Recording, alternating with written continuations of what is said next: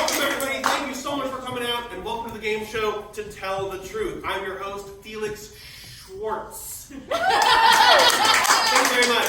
This is the game where 3 players will come out on stage, all claiming to be the same person, and it's up to you, our studio audience, to decide who is telling the truth. So let's bring them out. Come on out.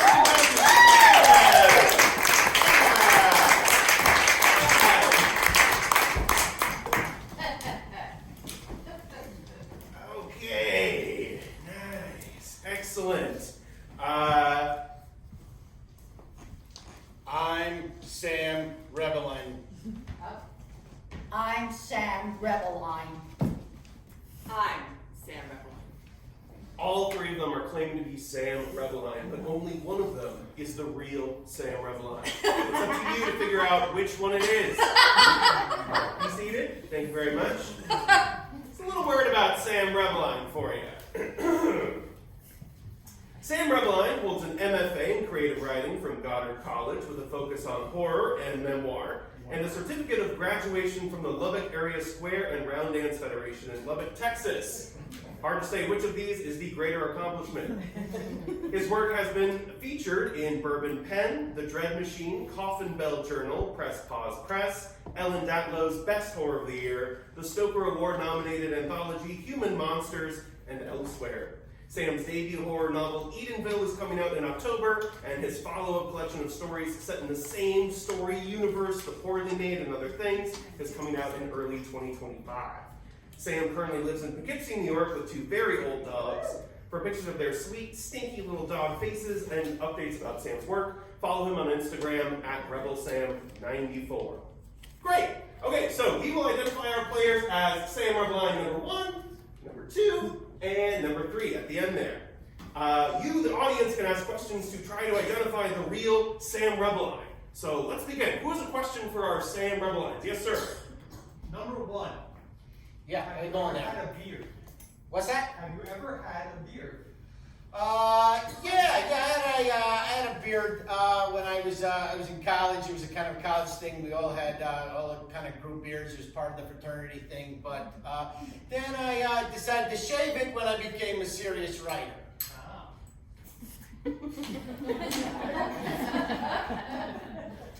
Contestant 2, have you ever had a beard? I had a beard this afternoon. Contestant 3, how about you? You ever had a beard? I do, but she's at home.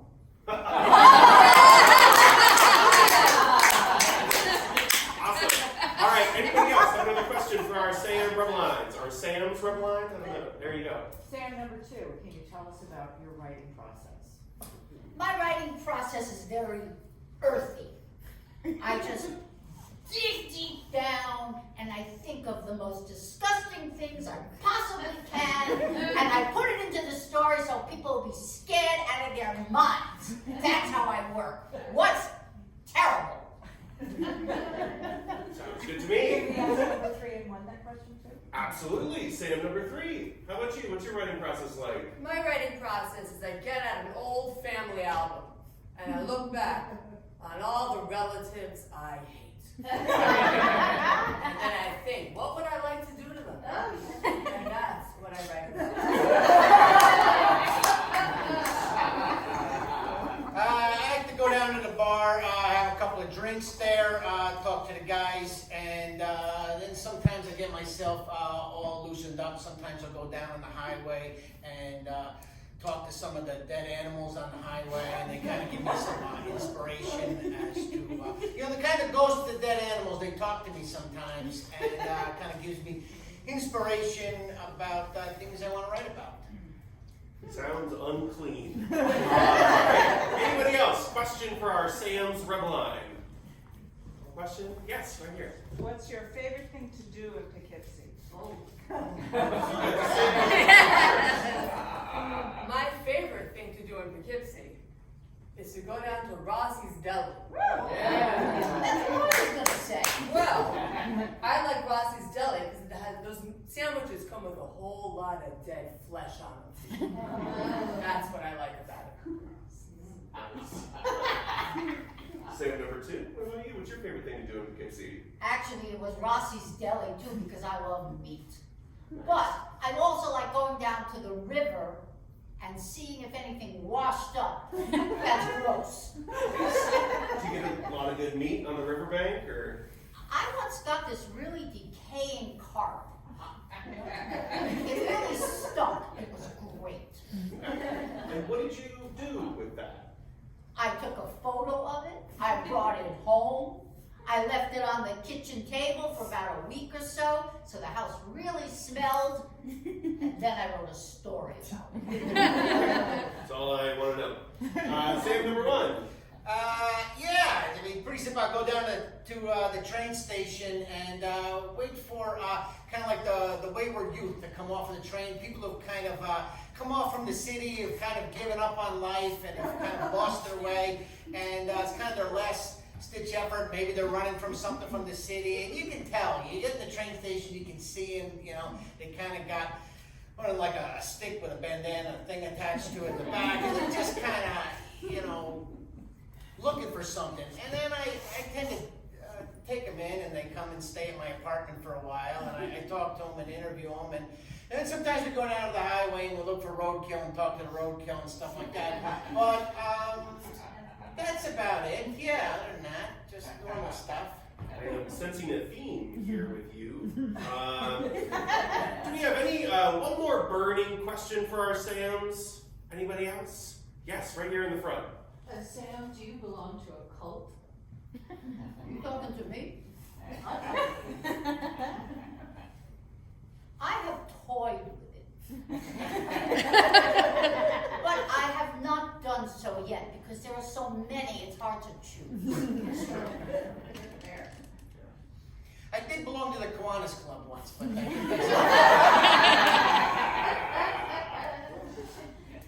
I was briefly involved with a circle of dark wizards, but the robes looked terrible on me, very shapeless, and ultimately I decided it wasn't for me. All right, great. Well, thank you very much for the questions, everybody. It is now time to vote. So, please applaud for the Sam Rebeline that you think is the real Sam Rebeline. If you believe that number one is the real Sam Rebeline, give us a hand.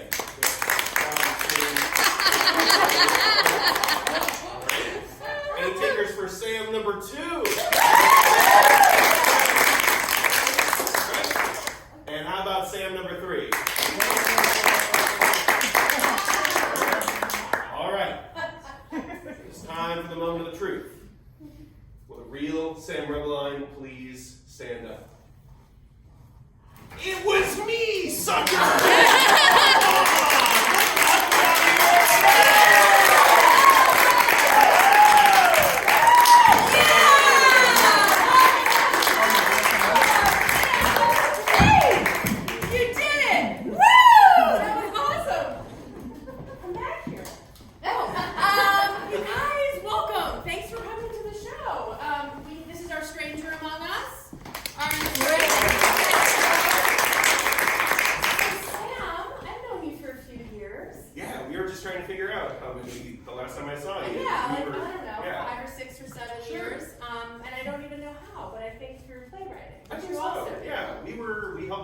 Something at the Alana Center, I think, was our first creative thing together. Yes, we did a lot of weird improv there, I think. We did, yeah. It was like a fern and a donkey and like some other element. Oh yeah, very intense. It was very intense. I know, and here we are. So this is the first time we've ever had a special guest inspire our show, and we did it in 2 rehearsals. Isn't that exciting? And you had 1 rehearsal. I wasn't even at this. This is really exciting. Yes, it is exciting. So tonight is all inspired around incorporating Sam into the show, and we're going to hear a chapter from your book. Excellent. Great. It's a horror book, right? Very exciting. Okay, well, welcome to Edenville. This is really exciting. Edenville is my first book that I've had published. I think it's like the 3rd one that I've actually written. But Edenville is really exciting. It was based on a nightmare that I had in January of 2018, where these like weird gooby creatures were coming out of the wall and reading a poem to me. You know, which is terrifying when you're forced to sit and listen to poetry. Paula, in the book, what that scene turns into, this writer has the same nightmare and wakes up and starts writing a novel based on that dream, and he finds out that it's not so much a dream as it is a vision of another world, right? Which is sort of the like narcissistic writer dream that you're like accessing something really important and cool, and so he writes this whole book about it, and the book doesn't sell very well. So he gets invited to this writer in residency thing in a college upstate, and he's very excited about it. You know, his first book didn't sell well. He thinks this is really going to be a turning point for me in my career. And his girlfriend Quinn is not so sure, because Quinn grew up near that college, and she knows that people tend to go missing there. And they watch a lot of horror movies, and so Quinn figures, you know, this is probably a trap. They don't just like offer people jobs all the time at colleges. You have to like apply, interview, whatever. They don't just walk up to you and say, hey, you had a book published, you should come work for us, right? So this feels like a horror movie trap to Quinn, and she's out to prove that this is true. So she goes to the Edenville Public Library to do some research, right? And, I think that's about all the introduction that this scene needs. This is from like 100 pages in, so if anything happens that I didn't explain, it doesn't make sense, sorry. But you know, it takes place in a place called Renfield County, which is sort of a fictionalized, very spooky Hudson Valley, right? Because I love the Hudson Valley. I've lived here for 20 years, but it's also a very spooky place. I feel like anyone who's driving home tonight will see that. After dark, it's a little like, oh shit, I hope I make it across the bridge. But you know, the funny thing about living in a place like upstate New York is that lots of things seem to be housed in old homes and barns. Quinn's dentist back in Leaden Hollow, which is her hometown, operated out of a refurbished stable. The appointment rooms were all old stalls, and when she threw out her shoulder building a set for that production of Pillow Man at Branson, where she went to college and met her boyfriend Cam, the chiropractor she'd seen had his office in the living room of an old colonial. This lends the entire land a quaint, homey feeling, a recycled, haunted feeling too, and the Edenville Public Library is no exception. A large, white building with a Queen Anne tower and a widow's walk. As Quinn strode into the little gravel parking lot, she could see through the windows on the second floor of the children's section. Bright pastel walls, painted characters from Wonderland, The 100-Acre Wood, Beverly Cleary. They were somewhat poorly done. The cartoon bears were lopsided and eye-bulgy, but beautiful in their homemadeness. There was a bathtub on the balcony filled with pillows. Easy to imagine hunkering down in there with a book for entire afternoons, entire days during the summer. Well, fuck yeah, Quinn murmurs, taking it all in. Go Crows, which is her high school mascot. So anytime she gets excited, she says, go Crows. Which I do with the Admirals, because I went to Arlington High School, so every time I get excited, I say, go Admirals. Behind the library was a wall of poplars. Their leaves shimmered in the breeze, glittering in a row of emerald chandeliers. Beyond them, a sunken brook, a barbed wire fence along its bank, rusted and torn, a bullet-holed sign reading, bad water. But inside, the library was inviting and blissfully, artificially cool. The second floor wrapped around a banister overlooking the center of the main floor. A full circle of second-floor windows poured sunlight onto all corners of the library. The cartoon bears and rabbits and things all gazed down upon Quinn like saints in a literary church. It was a beautiful space, old book and mothball and well-loved carpet. The walls were covered in decades worth of small town memories. An entire stretch of the entryway was filled with certificates for kids who read enough books in a single summer to earn a coupon to that ice cream joint Quinn had been to the day before.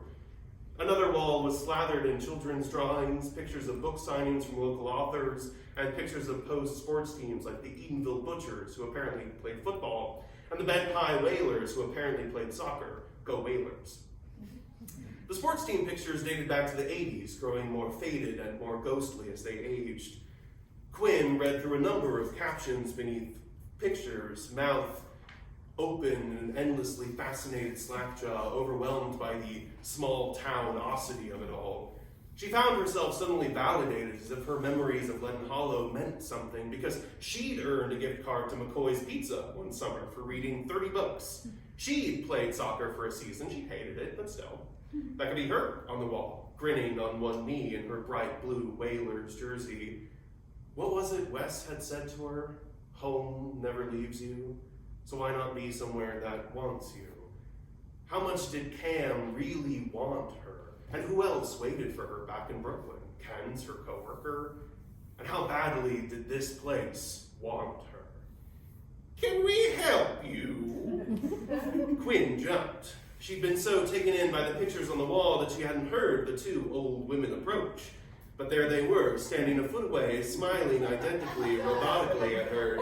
The women were almost exactly equal in height. They both wore pastel blouses tucked into mom jeans. They were both pushing 70. She couldn't tell which one had spoken, but she named them immediately. One had several pairs of glasses, that's this one, rattling around on her head, around her neck. Two were stacked on top of each other, just above her hairline. All of the lenses were smeared and scratched and old. She held another bright red plastic pair in her hand. She was Glasses.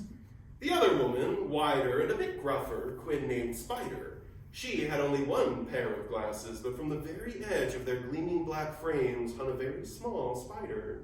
He dangled there in a shaft of sunlight, wavering a little to and fro. He had a drunken aspect that suggested he'd attached himself to something he hadn't meant to, and now he was just along for the ride. Quinn could relate. Hi, she said, waving. I just moved here. Oh, the women were surprised, elated. You just moved? You must have family around. I grew up in Lemon Hollow, said Quinn. Sing-song the ladies. They wrung their pale, vain hands and gave each other gossipy looks. An interesting town. Not as interesting as here. Oh, not at all. But still, the Hollow has its haunts. Have you been to Edenville before? It's too far a drive, said Quinn. The Billows Road is... Oh, true. The hills, the hump, the wall. Keeps people out, keeps things in. Yes, there are far more uses for hills than you know of, Miss... Quinn, said Quinn. Quinn, said the women together. Well, welcome to Edenville. I'm Cindy. Give her more of a mouth. And I'm Marcia, said Spider, her little companion wobbling on his thread. Have you seen the campus yet?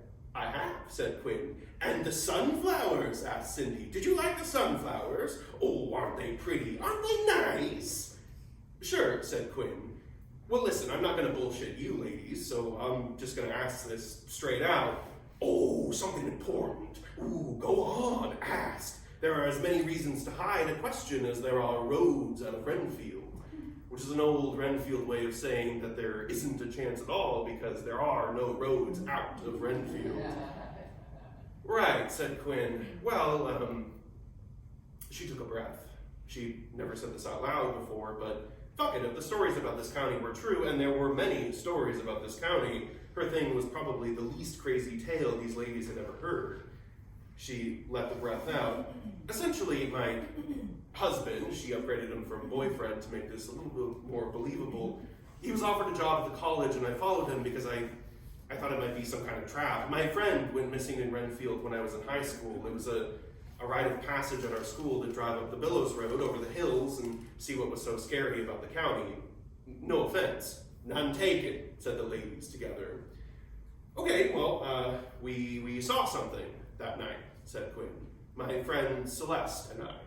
Celeste Barton. The ladies blinked at her. Celeste Ichabod Barton. Oh, a fine name. Never heard it before. Bummer. Anyway, I was hoping to come up here to avoid my husband getting wrapped up in anything, bad. We were supposed to be, on the lookout together, but I'm worried he's maybe not himself, or he is himself and he's just an asshole. But then I've been thinking I could try to find out what happened to her, my friend Celeste, and maybe I could stop something similar from taking my husband. So I came to the library. She fidgeted with her dad's lighter in her pocket. That's it. The women took a moment to absorb this. They swayed a little on their heels, eyed each other, and then tittered madly, throwing their heads back and dabbing at their eyes. This was so funny. It was weird to watch and strangely horrible. Cindy said, "Yeah, that's so funny. We had another young lady come through just last summer for a very similar reason. Almost exactly a year ago, in fact. In fact," Quinn waited a beat, expecting more. The women just beamed at her. "What happened to her?" Quinn prompted. Cindy just shook her head. "Oh, she just stopped coming in. Up in thin air on us. Said she was compiling some kind of history report. Looked at all kinds of articles and things."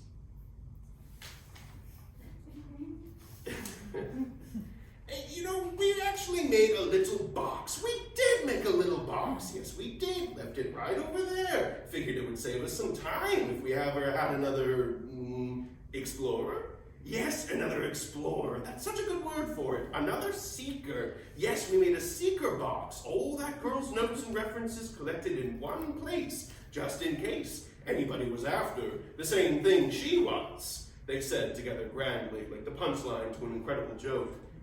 Quinn didn't get it. Quinn, in fact, shifted a step away from the ladies. And what was she after? Answers, they said.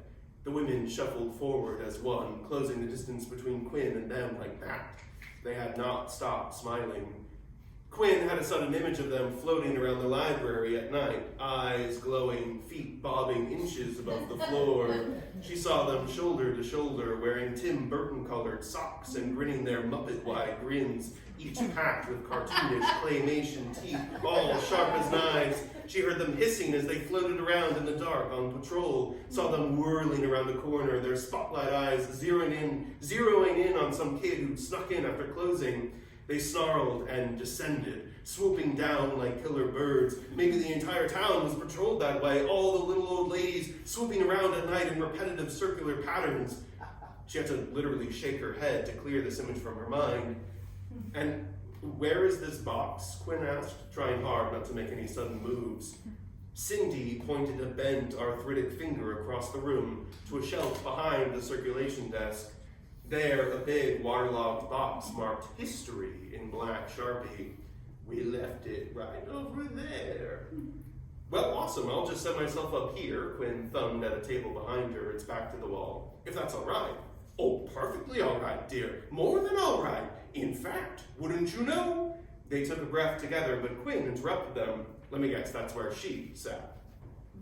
The women sighed like deflating balloons. All the theatrical steam went out of them.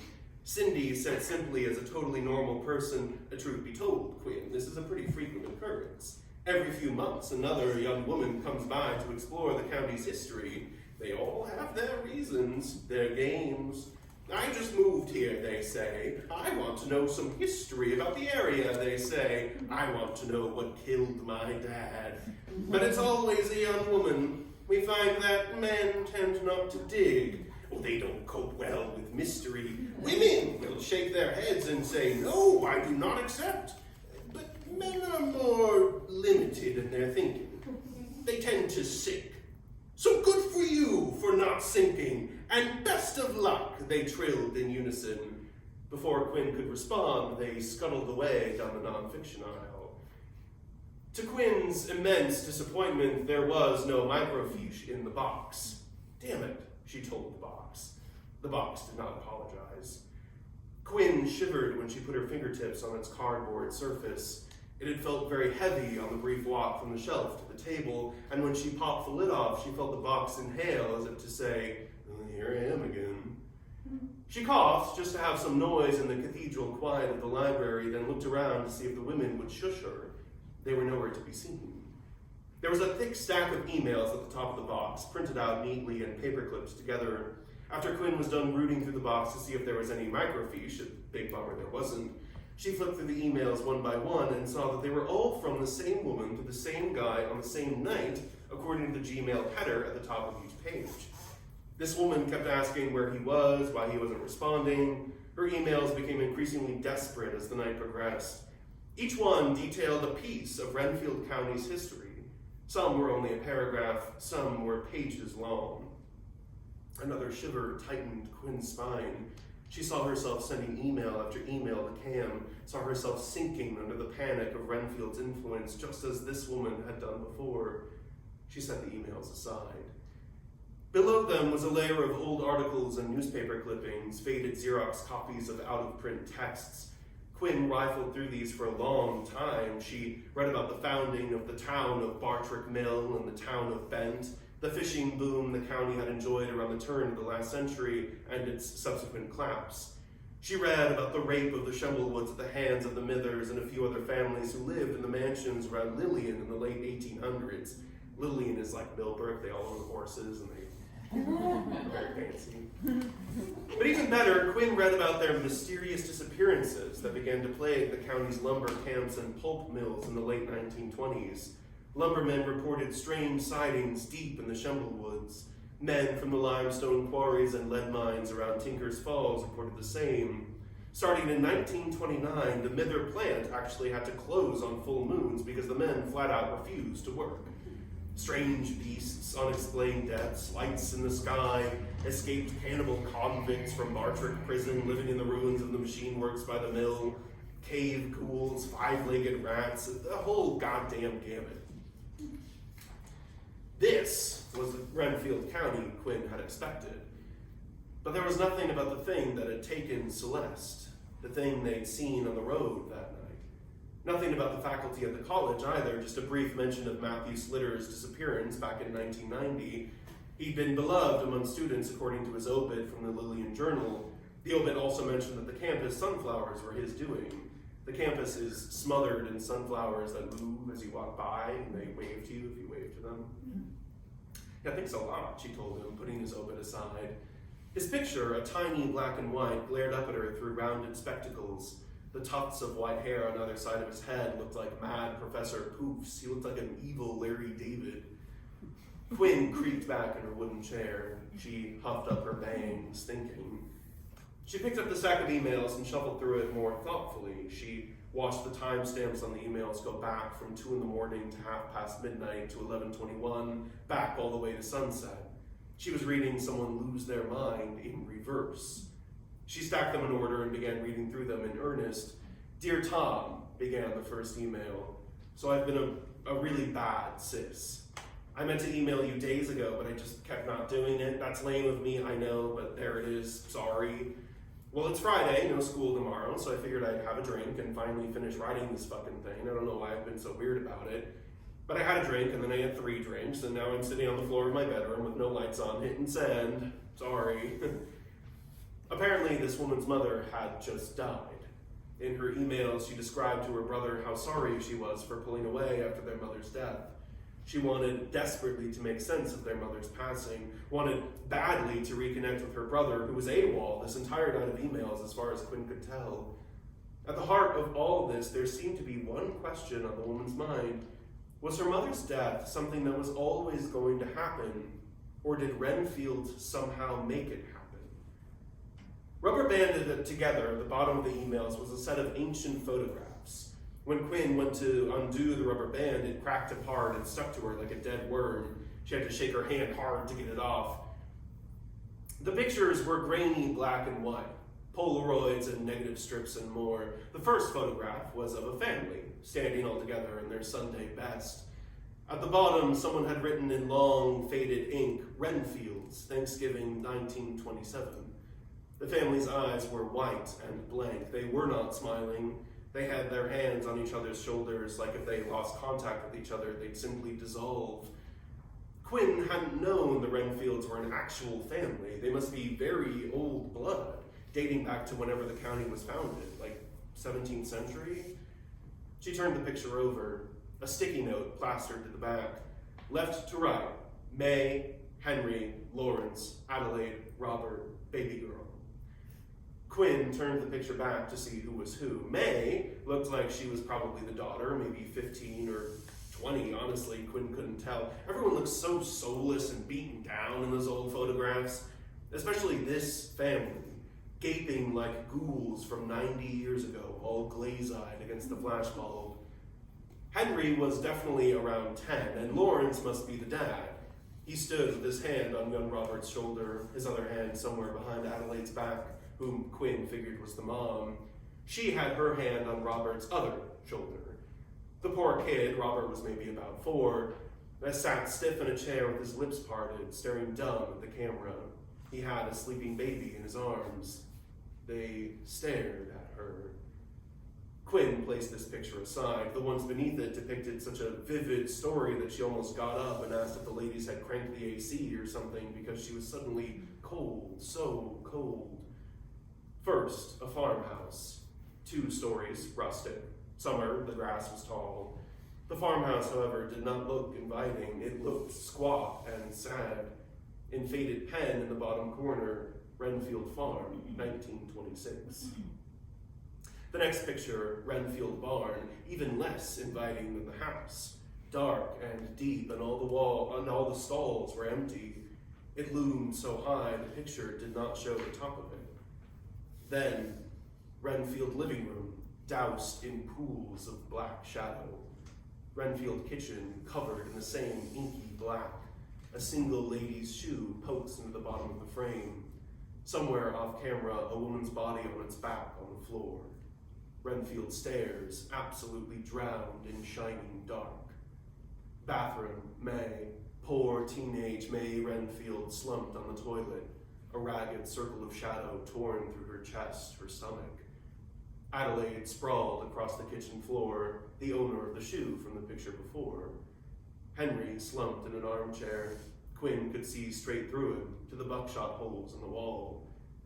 Baby girl, Quinn had to squint at this one. She could only see the crib and the puddle beneath it. But what was in the crib? Did she want to see? The next picture told her exactly what was in the crib, and no, she hadn't wanted to see. But she held that picture for quite some time because there were others beneath it, pictures that were probably worse. She realized that these pictures would show her one of 3 things. 1, Lawrence's body splayed across the floor in some other room, the bedroom maybe, or inside the barn, maybe outside. He was the only one missing so far, him and Robert. Both of them might have been killed. Or 2, Lawrence's body wasn't in these pictures at all because he was the one who killed everybody else. Or 3, Lawrence's picture was the last, the one where he put a gun in his mouth.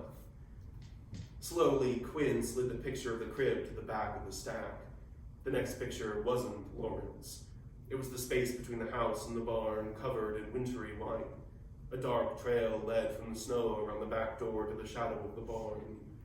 Quinn turns to the next picture, further down the trail, closer to the barn. Another picture, even closer, and another, closer. The last picture in the stack was badly blurred. She squinted at it. She felt like she couldn't get her eyes to focus on it. Should she be looking at it at all, then? Maybe it was blurred on purpose. She saw poor little Robert Renfield, 4 years old, lying face down on the floor of the barn. She saw that his head had been blown away. But what was on the wall? What were those dark lines, those slick, curving shapes? Another shiver ripped through her, a deep, endless shiver, one she'd feel all the way to her grave, because suddenly she knew. She knew what was on that fucking wall. Lawrence Renfield, she was sure now this had all been him, had painted it there in blood, had dipped his hands into the ragged wound of his own son and smeared that son across the wall. She kicked herself for not recognizing this immediately. Lawrence had done it with a shotgun, not a box cutter like in Cam's book, but she'd know this story anywhere. This was the story in Cam's book. Crazy Frank Lamort murders his entire family, paints a stick figure man in the wall in their blood. The man who told Frank to kill them in the first place. The man whispering to Frank from the wall, from another world. If you see him, you are through, she thought, pulling the sleeves of her hoodie down over her knuckles to stop her hands from shaking. Because chances are, he already has seen. Finding anything good? Wayne almost fell out of her chair. Jesus Christ! Cindy put a finger to her lips. Hush, Quinn. This is a library. And that is a bit from Edenville.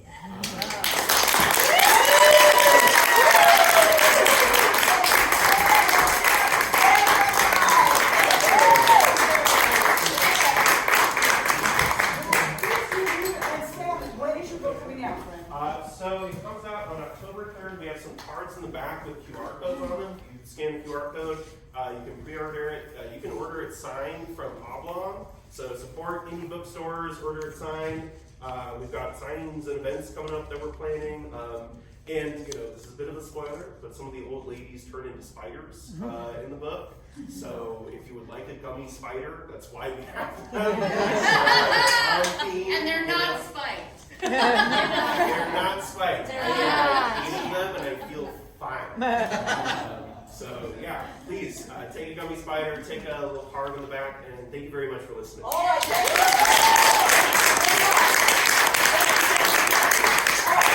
We have some great news, some very exciting news. Sam's agent called, and it seems that Netflix wants to put that first chapter of Edenville into a series. Woohoo! And we're going to see it here tonight. So let's get some help from Laura. Come on down. And Linda, come on down. And Colleen, come on down. And Cookie, come on down. Laura, there is one thing. There is one thing. Netflix would like there to be a significant change in Chapter 1, and that's where we need your help. So who can think of a change that we might see in Chapter 1? Anybody have an idea for a change that we might like to see?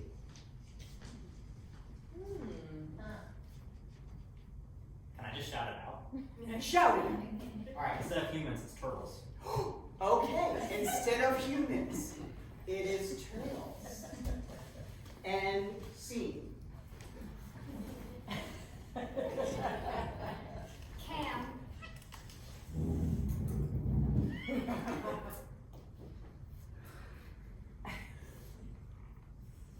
Cam, I'm going to the turtle library.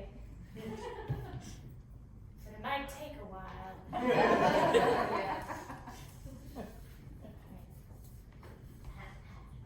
Oh, hi. You going into? Yes, be gone. It's shell time. I get it. Bye, honey. Okay. Oh, sunflower.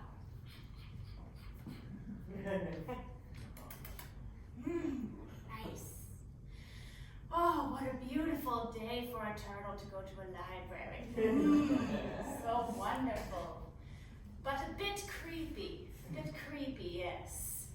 Yes, yes, yes. Oh! Can we help you? Yes, may we help you? Well, I'm seeking information like a turtle does in a small town. Information. Yes. Yes. Wonderful. I'm coming out of my shell, feeling kind of vulnerable, seeking information, please. I've heard this place is haunted. No, not haunted. It's not haunted. Oh, how interesting. Don't you think that's interesting? I find it super interesting. Oh, so it is interesting. Oh, it's interesting? Yes. Are you from around here? Why, yes, I actually grew up in a pond not far away from here. Oh, a pond not far away from here? A pond? Yes. Oh. Yes. I got washed down here in the latest thunderstorm, so we just decided to stay here for a little while. I love thunderstorms. Oh, yes. So many things wash off. Thunderstorms are very helpful. Yes. Anything in particular you want to know? Tell us, darling. Yes. Well, I have a sneaking suspicion that something terrible is going to happen to my husband turtle. My turtle mate. Husband. Yes. Why do you? Oh, lovely. Isn't that lovely? Why do you think that? Because in all of the turtle lore that I have read, terrible things happen to tiny turtles in this terrible town. I just have to, hold on a second, I just have to feed them.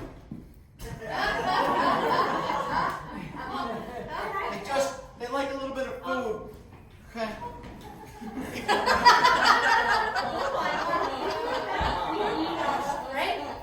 We're knowledge workers. I think the feeding's over. Now, back to you, darling. You know that every summer, young turtles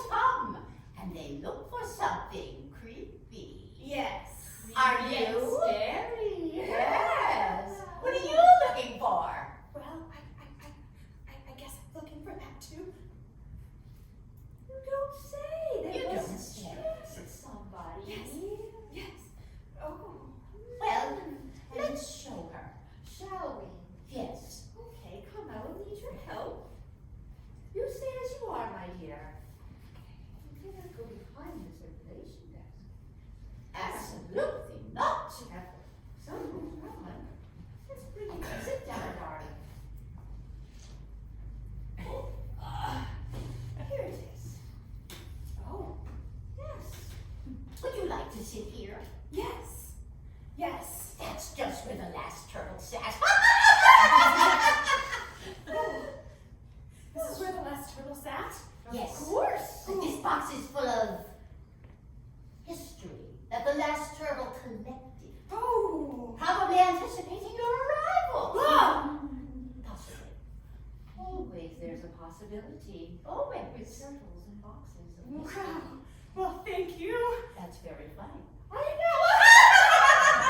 And scene!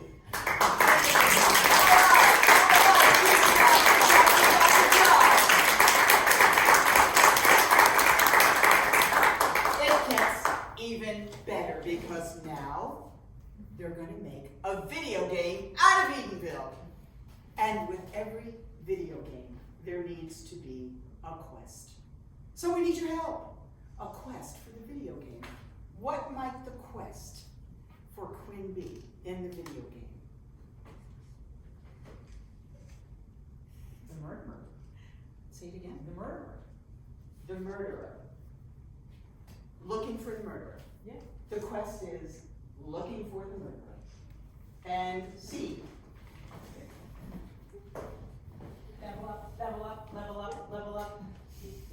Level up, level up.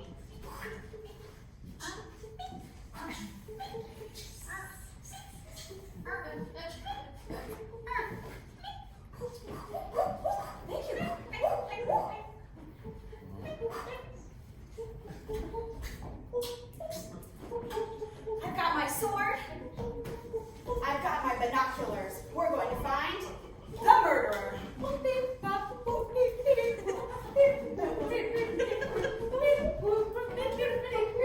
Wow! Hold on! Who are you? Who are you? I'm Cindy. This is Marcia. Cindy, Marcia, are you the murderer? No.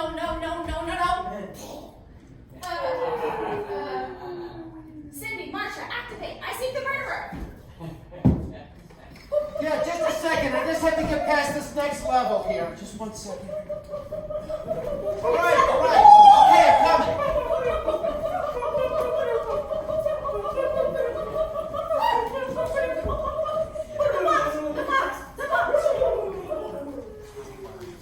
Cam, I knew it was you all along.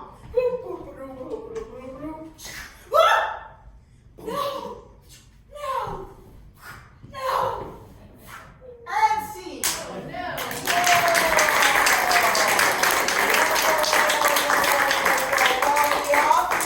Rolling in, the money keeps rolling in, and now they want to make Edenville into a dramatic series, kind of like 90210. We need, though, an imagined cliffhanger. What could be a dramatic cliffhanger for this series? Any ideas? One of the librarians is Quinn's ex-lover. One of the librarians is Quinn's ex-lover. Let's see it. Scene. Sweetie, I'm telling you, you don't have anything to worry about. Okay, well, Go to class, it's okay. I've been looking at you get all pretty in the morning, you know what I mean? You notice? I have. Is it for me? Of course it is. Cam, Yeah, done. you're the only one for me, baby. I moved here for you. Even if you haven't proposed to me yet. Why not? Have a good day. I'm off to work. Bye. Bye. Bye. Bye. Go on. I have time.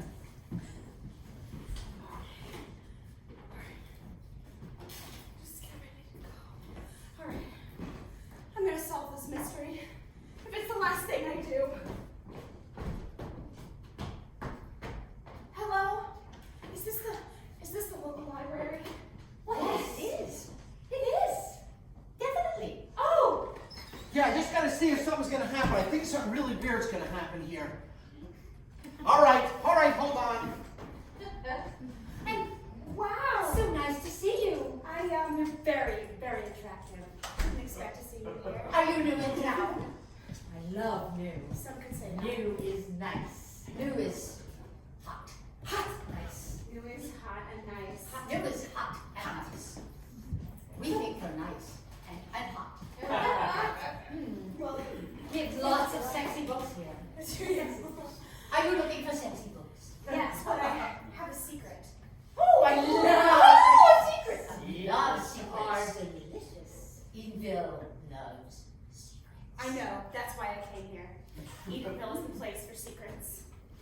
I came here to unearth secrets and to bury my own.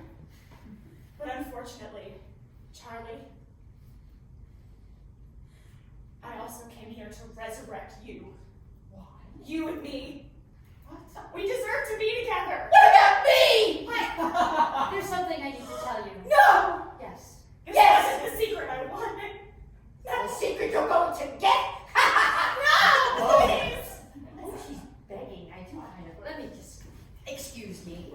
I will just a little. It's very nice to see. Seriously, to see such need, and I. Please. Oh my God! Well, there's something I have to tell you now. We are together. And see.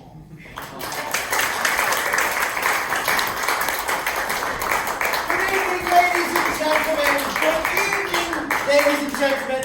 Welcome to Author Spotlight. I am your host, Roger Bookbottom, where we'll get to the bottom of this week's book. Yes, we have a real treat for you this evening. Sam Rebeline is here with us, yes. And his new book, Edenville, which is a book about two weird librarians. But here to tell you all about it, let's bring him out on stage, Sam Rebeline. Hello, Sam. Welcome. Please have a seat. Oh, great. Thank you very much.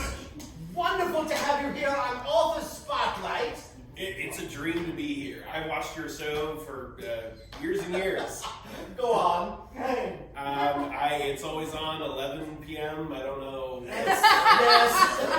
It goes until dawn. Yes. Good Yeah. times indeed. But you have a book out, a new book. I do, yeah. Yes, I haven't read it, but I hear it's wonderful. And so tell us a little bit about this book. Kind of maybe a quick synopsis. Sure. Well, it's about two, they're in their late 20s, Cam and Quinn. And Cam is a horror author, right? And one day he has this nightmare about these. And tell me, what inspired you to write this book? Well, I had that nightmare.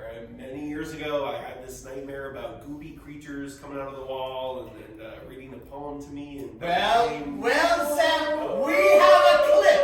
Let's roll the footage. Do a clip of Yes. here? Oh.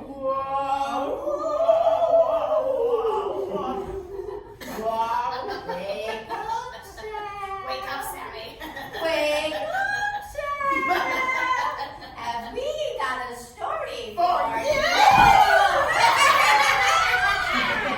It's all about food poisoning. I love food poisoning. That sounds amazing. Sam, that's incredible. What an incredible clip. Yeah, that's exactly how it happened. I can't believe you have footage of that. Well, yes, we actually have footage of much of your life, and we are able to show it this evening. And perhaps the audience has some questions they'd like you to answer. Sure. I mean, Can we take some questions from the audience? Anyone have a question for our author? Yes. Do you like broccoli? I do. Yeah, I like it like very burnt. If it's very charred and crispy, that's how Daddy likes it. We have a clip of that. Oh, Let's great. roll the footage. This is great. Sam, Yes. time to eat your broccoli. I don't want to. It's not charred enough. I'm sorry, you're incredibly fussy. Yes, I am. I like broccoli in a very specific way. Well, you're not getting your way all the time, young man. Now just eat this. Broccoli! I eat it! Broccoli's coming out of my eyes now! Oh, Sam, I understand so much more now. Thank you for sharing that with us. I was raised in a horrible orphanage. Truly affected a lot of my life. I can see that. Oh, that is terrible. Who else has a question for Sam? Yes. Tell us about your first kiss. Well, actually, that's a funny story.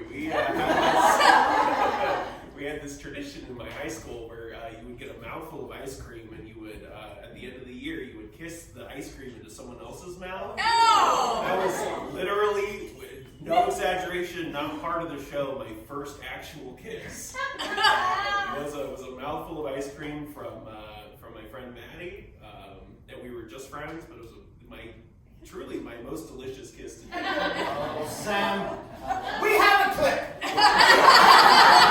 Let's roll the footage.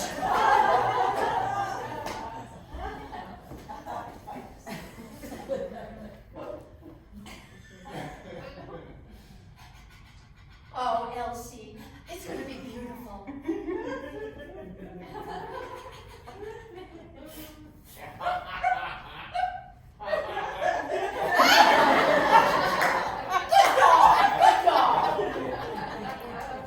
So that was your first kiss, Sam. I see. Okay. When I said it, we had a tradition in my high school, Yes. and that is me and my dog played this game. It's a safe space. Yeah. How about one more question for Sam?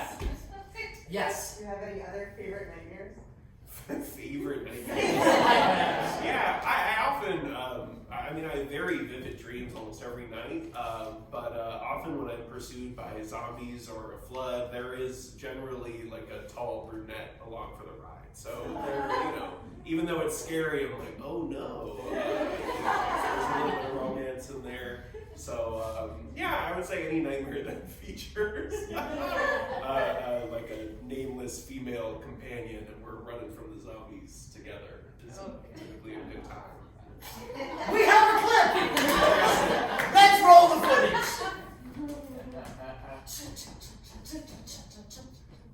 Quick! The zombies!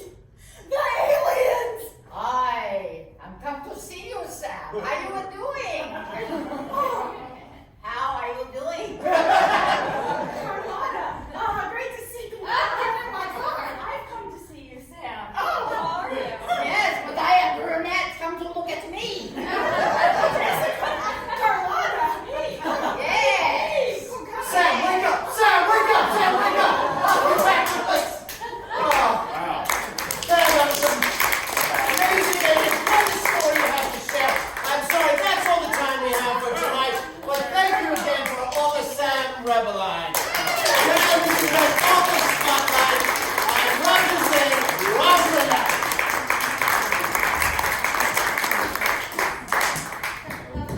Alright. Hi! So, imagine that you're having just a normal day. Alright? And a friend calls you up and they have a problem. What are you gonna do? Help them, I hope? Yes? Are you gonna help them or not? Alright, hopefully you'll help them. And this is the story of this game. Alright, so I need some help from you. And the first thing I need is a location. A place. Barbershop. A barber shop. Okay, great. So it takes place in a barber shop, and I need a relationship. Like any kind of relationship between two people. Mother-daughter. A mother-daughter. So we have a mother-daughter in a barber shop. And we need a problem that can take place in a barber shop. Something that can get solved. birth control. Something that can take place in a barber shop. I mean, I haven't been to that kind of barber shop before, but The daughter wants her beard shaved. the daughter wants her beard shaved in the barber shop when she's with her mother. And I need one other thing, an animal. Zero. What'd you say? Zebra. Zebra. Okay, that's enough. All right, so a zebra. This is the game, Jerry.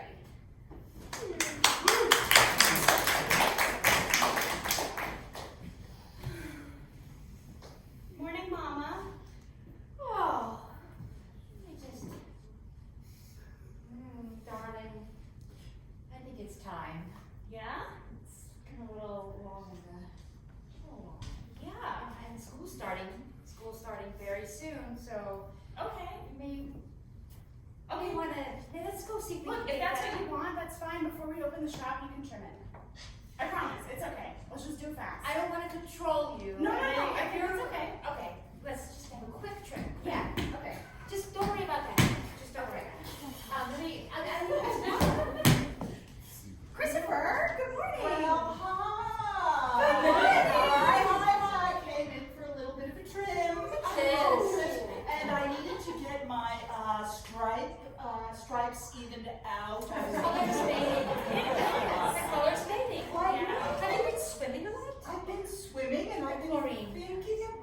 like an ombre kind of thing. I do love an ombre. Me too. I mean, we should definitely trim your beard too, right, Christopher? I think my beard, but what do you think about my top fur going down? What can we do with my like zebra mohawk? Well, we need some. Check it out. Do you use product? Are you against it or? No, I'm not, but it has to be animal cruelty free, please. What kind of place do you think we This is Sir Christopher. Christopher, you're funny. You're funny. I know. You know us. I You've been do. coming here forever. I do. But I do see something on your chin. Sit. Where? Yeah, I do. you know. I do. I And know. I'm not one to give unsolicited advice. It's just not my secret way. Christopher? It's kind of a lot, right? It's a lot. I know.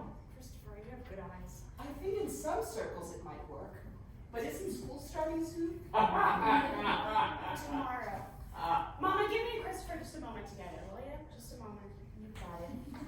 Friend? Christopher. Yes. She wants me to shave my beard. I've been trying to be cool about it for like 7 minutes, but it's not happening. Do you don't want to shave it? No, I love it so much. You do like It's my personal self-expression, Christopher. Yeah. Thank you. Hey, Mama. I wasn't listening at all. At all.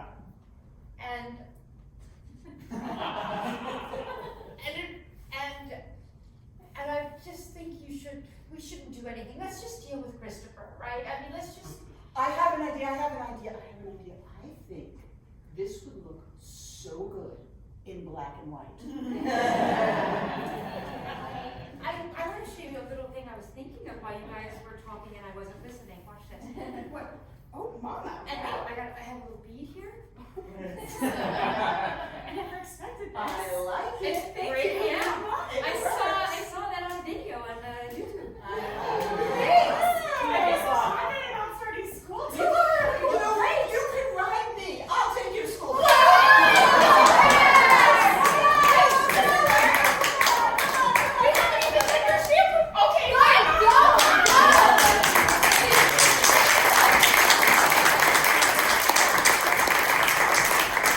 Ladies and gentlemen, you have the wonderful good fortune of having ringside seats to the premier championship event of Arm WrestleMania. What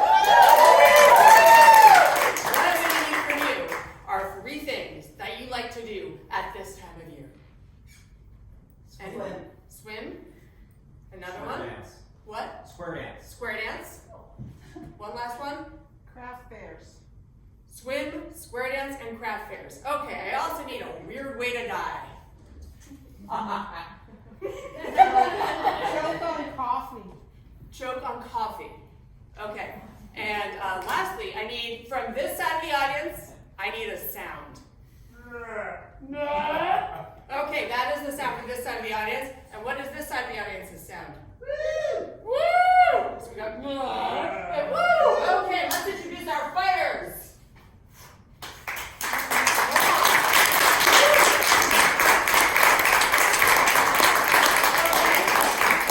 In this corner, wearing hot pink satin trunks, we have gorgeous George. Let me hear the sound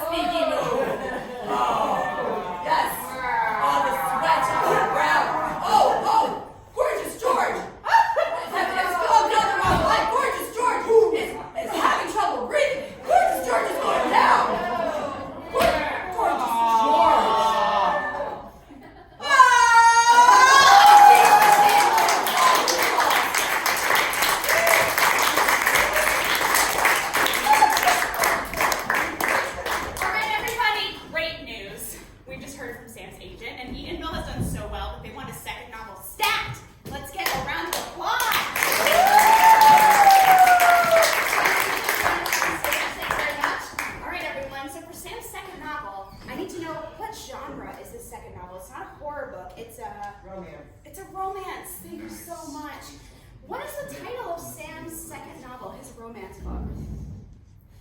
Love in the library. Love in the Library. Sounds so good. I can't wait. Let me also ask you all, where is Sam's favorite place to write? Bathroom. The bathroom? Great. Is it a specific bathroom or like library bathroom? I get it. Okay, awesome. The last piece of information I need from you all, what is the name of his publisher who's calling him, asking about the next book? What's her name? Jeanette. Jeanette. Merci beaucoup. All right. Can I just have Colleen as Jeanette? Round of applause, please. And I also have Susan and Melinda ready to enter from the other side. Because, as you all know, lots of authors these days hire ghostwriters to be part of their process. Sam's no different. Sorry to spoil the I can't read. surprise. But perhaps his ghostwriters are a teensy bit more literal than others. All right, let's play Ghostwriters.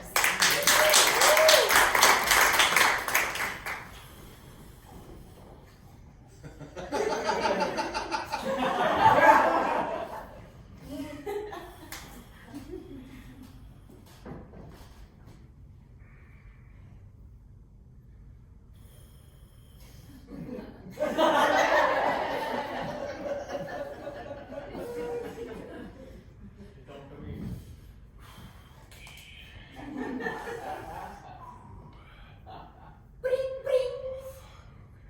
Bring, bring. Bring. Hey, Janae. Hello, Sam. Hello. You know this is Jeanette, yeah? Yes, we. Hello. Yes, I Bonjour. am. I am so happy. I've been calling you, and you make disappearing on me. Why are you doing that? The service in the bathroom isn't. It's Sam. not great. I'm working on the book. Okay? Sam, Sam. Yes, we, Janae. You are talking to me in the bathroom? That is like the WC is the roller. It's disgusting.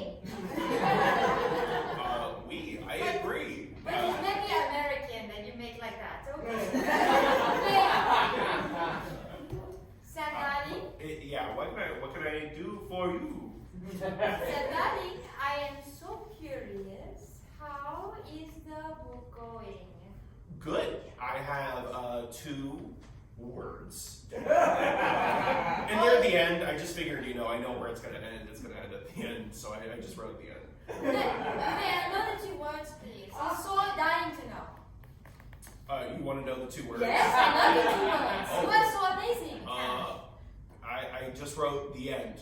I mean, it's going to end at some point. You are Right? beginning this powerful book with the end is so brilliant. So please, I need to know a little right? bit more about, like, maybe a beginning is like how? We start with what? Well, it begins with these 2 tomatoes. They're at the farmer's market, and they just really want to be bought. This sounds perfect. Okay, I call you back when maybe you have some space to create. Okay, great. Okay. That sounds great. Merci. Okay, so I am going to call this Love at the Library. I got 2 tomatoes who have to somehow make their way to the library. God, but how are these tomatoes going to get to the library? I have no freaking idea how I'm going to get these tomatoes to the library. We have an idea about how the 2 tomatoes can get to the library. That's great. Put my underwear back on. Some toilet paper. Okay, great. And Ready some to write. air freshener. And some potpourri. Okay, these are all the things that I need. Now, please, Ghostwriters, this book is called Love at the Library. I got these 2 tomatoes. How can I possibly get them to the library? We know that tomatoes can roll down the street together. Okay, that's great. See, they're rolling down the street, but there has to be some kind of obstacle, right? There has to be conflict. What happens to them on the road? There's a wild bunny that wants to eat them. Right. The needed, how are they going to get back together? Telekinesis!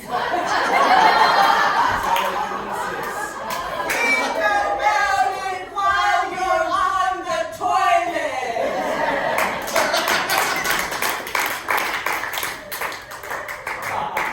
So we got a little tomato telekinesis going on.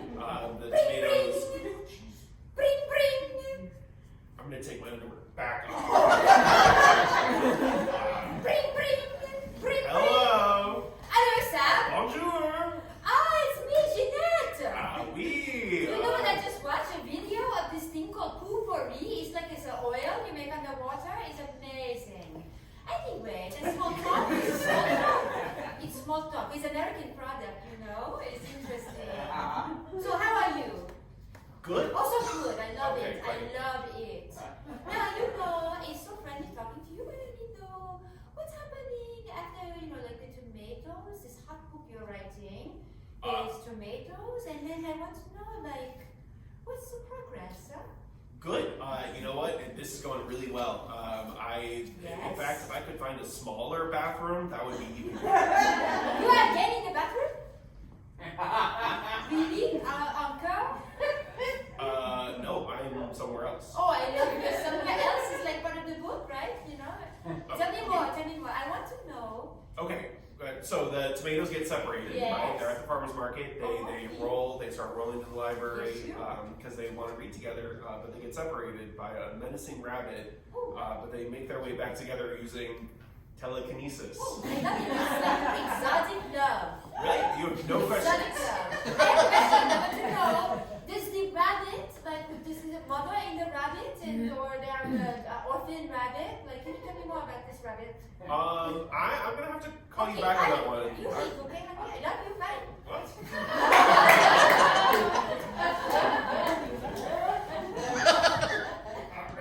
Okay, so chapter 2 is all about the rabbit, baby. We have some ideas about the rabbit. Thanks God, honestly. Okay, so I'm imagining that the rabbit is really telling you don't have to stand so close. Yes, we do. Our Goldie way. It's just that my balls are out. I don't know. We don't mind. Okay. Well, listen. I gotta get this rabbit a personality, right? So is it like a tall, angry rabbit, or is it like a small? He's got something to prove. What's the deal with this rabbit? He's just insecure. He had a rough, trauma-filled childhood. Oh, okay. Well, where did he grow up? On the streets, in the rabbit streets? He grew up in Poughkeepsie. Halsey's Deli. Okay, great. And well, if he grew up in Rossi's, he must have a favorite sandwich, right? What's his favorite kind of sandwich? He likes the Dario. Okay, that's great. Excellent. Well, I feel like I know a lot about this rabbit, but he's got to have a catchphrase, right? What's his catchphrase? What does he say to the tomatoes when he pushes them apart, right? What does he say to them?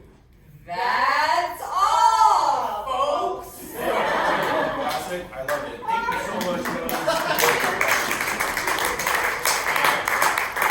now I feel like I can really get cracking on this book. No more interruptions. Bring, bring, bring, bring. God, okay. Bring, bring. Bonjour. Hello, Sam. Hello. It's Jeanette. You won't No way. believe. I'm at the Stewart Airport, and I took a cab over to this deli. It's amazing sandwiches there. I just want to let you know I love the American sandwiches. It's a beautiful. So you know I'm That's calling. great. It really works out. I'm calling because you know why, Sam, right? You know I have questions. Because you said that really I love weird thing when we questions. hung up last night. You want to talk about how you said I love you on our last call? Sometimes I'm a very excited person. I'm excited about the love book in the library. I want to know about rabbits, that make a lot of babies, and maybe it could be in the library. I don't want to influence you. Well, that's a great idea. They you run into a mean rabbit and then all his kids are in the library? That's nice. Yeah. Oh, this is not like. Also, I heard this expression, "das bunny." Maybe this is something for you to think about. Okay. And also, I have one more thought. Okay. Okay. Is it okay with you if I say my thought? I feel like it doesn't. You're gonna say it either way. Now, don't be fresh with me. Sorry, I love you. I love you. Okay, that's true. That's okay. I just All was right. wondering if you love me too. Bye. I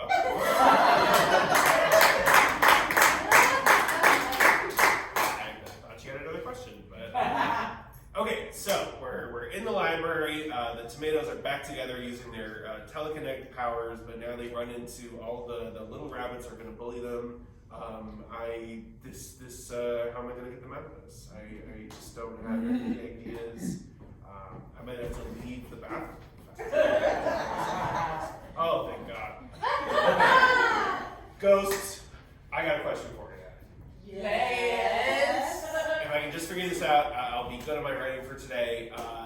How are the tomatoes, so they get to the library, right? They witness this gang of bunny kids. All the bunny kids have weapons, right? What kind of weapons do they have, do you think? They have guns, knives, and feather dusters. Okay, yeah, that's great. Okay, so they're tickling the tomatoes, they're shooting the tomatoes. Those are equally devastating attacks, right? But how are the tomatoes going to get out of this? Like, what do they use to defend themselves against the rabbits? They will turn into gazpacho and drown them. Now, that is a romantic ending for sure, right? They sacrifice themselves. Okay, that's excellent. And what do the tomatoes say when they turn themselves into gazpacho? What do they say at the very end? They say that's amore.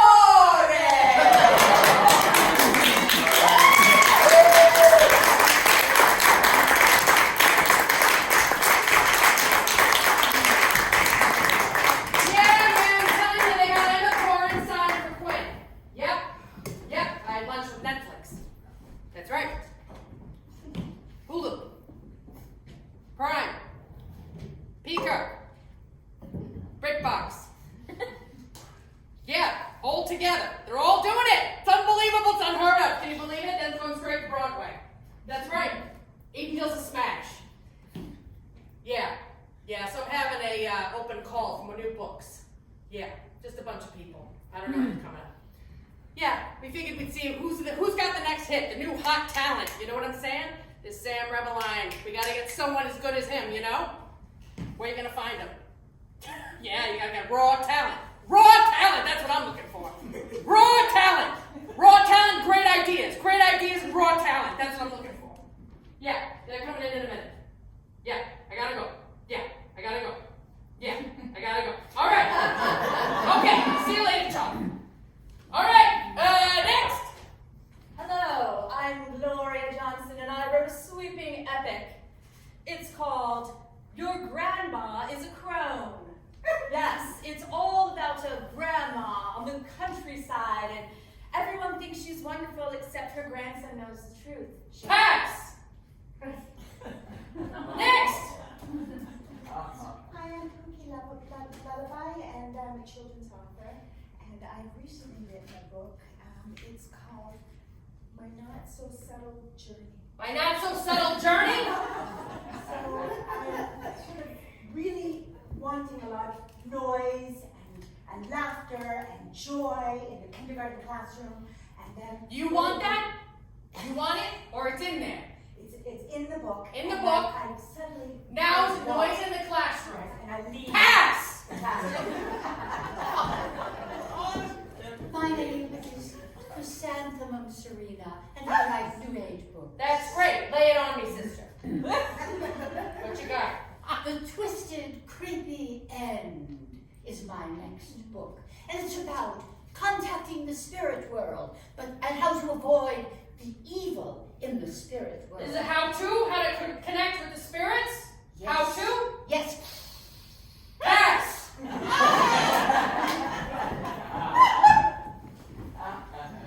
Pleased to meet you. Thanks for coming in. Hey, how are you? I'm great.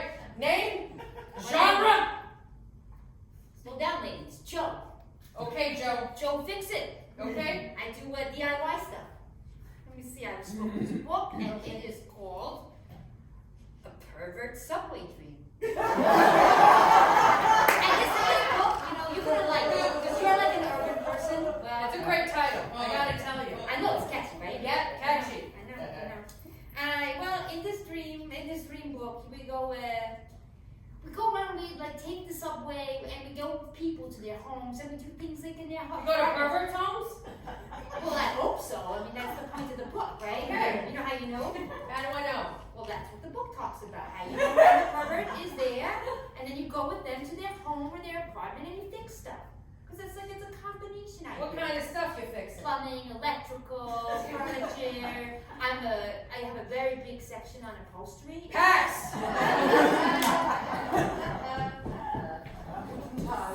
My name is Marlena, just one word, Marlena. That's fine. And I have written a photo essay, my personal photographs, and it is called The Mystery of the Green Tornado. And I am writing These are just a bunch of pictures. It's a picture book. full color, very detailed. Then you can see the progression of the infection. You can see the red spot on the leg. It's like a flip book of your infected foot Yeah, you can do that if you want. on my coffee table. Yeah. Pass!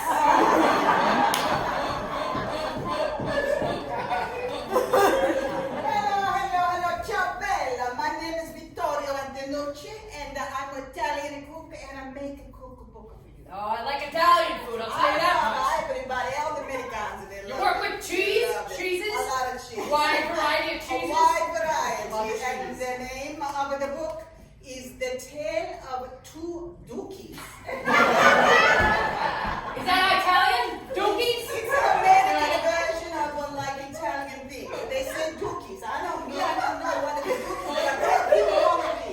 Wait a minute. Your book's called Dookies. Yes. But that's not an Italian term? No, it's not because I want to get the Americans to read the book. Oh, now you're talking my language. Yeah. Yeah. Sell a lot of books. I'm going to make something with the marinara, something with the cheese. Yeah. And I'm going to put a lot of carbohydrates in. Well, teach the Dookies how to We cook. teach the dookies. I love it. You like it. I know you like it. What happens in the end? What's the last recipe? Oh, Signorina, the last recipe is a big, giant, a big bowl filled with the meat and the cheese and the pasta and the bread, all a big, giant thing, and I make it into a bigger hamburger so that the American people, they eat it. There you go. Everything that put between the two. Okay. I'll send you a contract later. All right. Yeah. Signorina. Yeah, that's fine. Actually, never mind. Pass.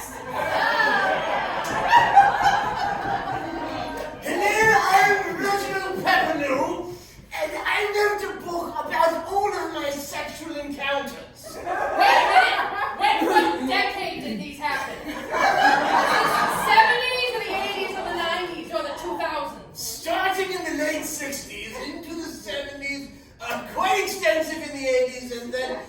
How many sexual encounters was it? Just ballpark. Ballpark, 312 is my ballpark answer, and, Could be Guinness Book World Records. We'll have to check it out. Probably not, though. anyway... What's the title of your The book? title is Smidgendorf and the Goombas. Smidgendorf and the Goombas. Smidgendorf and the Goombas. Was that like the biggest night of your life? This was the 70s. My nickname was Smidgendorf. I'm Smidgendorf, Oh, and the Goombas were my lovers. I can see. This was like the disco crowd. It was, and we were there, and we were dancing and burning it. Hey, is there mafia in the book? Well, they were the Goombas, of Oh. course. They were there, and it was quite lovely and wonderful. I think there's too many implications. Pass. Can't do another mafia book. Yes, come in. Hello, my name is Ravens Clearwater. I love your parasol. Thank you. It's intentional. Yes, I can see that. I've written an amazing poetry anthology. It's my 6th. And it's called, Wait, who published your other books? the Cretan Literary Society of the Hudson Valley. They're based in Poughkeepsie. Okay. You know to represent Sam Rebeline's book, Edenville. Oh, yes. All right, just check it with your poetry book. Yes. Go ahead. Would you like to hear the title? Yes, I'm ready. Again, my name is Ravens with an S. Ravens, plural. It's called Better No More. Is this like an illness book? Like a bunch of things about illness? It's about the illness of the soul. It's your illness? It is my illness. It is your illness. It's everyone's illness, and we are better no more. I promise you, we just got over COVID. Get out of here! Oh, come on in. I said come on in. Come on in, I said. Sorry, I didn't hear you the first two times. Oh, what are you doing here? Well, I'm here to pitch a book. All right, go ahead. What's your name? Sam Rebline. Oh, right, yeah, nice to see you. Hey, I I had wrote- that call today. What? I had that call today.